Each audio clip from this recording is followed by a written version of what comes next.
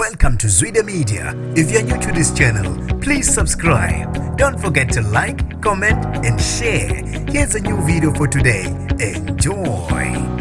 Ushiswe yaba umlotha umphakathi insizwe solo kuba ingxenye yeqembu lemgulukude endaweni yaso Ushiswe neNewcastle. Nginibingelele ngiphinde nginamukele kuphinda kuphi lanibula khona le video. Mangoqala usijoyinele likhasi wamwelekile igama lami ngusibonga konke wakandwando Mothanda ungangibeza intatheli kaYouTube. Ushiswe yaba umlotha insizwe yasesicemeni kwa Ushiswe neNewcastle solo kuba yilungu lezigelekeqe ezibiza ngelast warning esikwaze umuntu washo. Iqembu elasoningi kuthiwa iqulu lamabhunga semancane ahloma ngezibhamu ocelemba izimbazo nemmese ahluphe endaweni. Kuthiwa bamba inkunzi abantu abangenele ezindlini zabo uma kunemicimbi afika sidabhela ukudla akanye notshwala. Akuvela nokuthi athatha ngodli ezintombini awayazi indaba yokushela ngesihle. Lokhu kuzimva kokubanjwa inkunzi kwelungu lomphakathi maqede lagwazwa ngummese amanxeba angu-30 labe seliphucwa nesolulo okusolo ukuthi kwenziwe iyona last warning.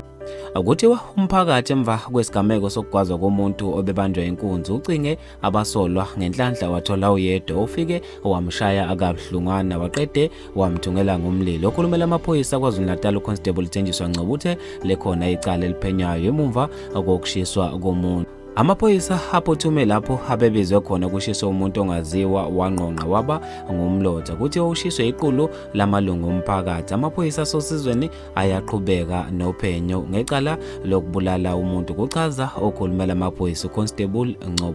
Abafethu lezi indaba ezibhlungu ngendlela emangalisayo ngizofisa mina ukwazi ukubhala kwakho khona lapha kwi-comment section ngalolu daba. Mina nje intathela YouTube sengiphuma kanje ngithi awungibambe evidweni elandelayo.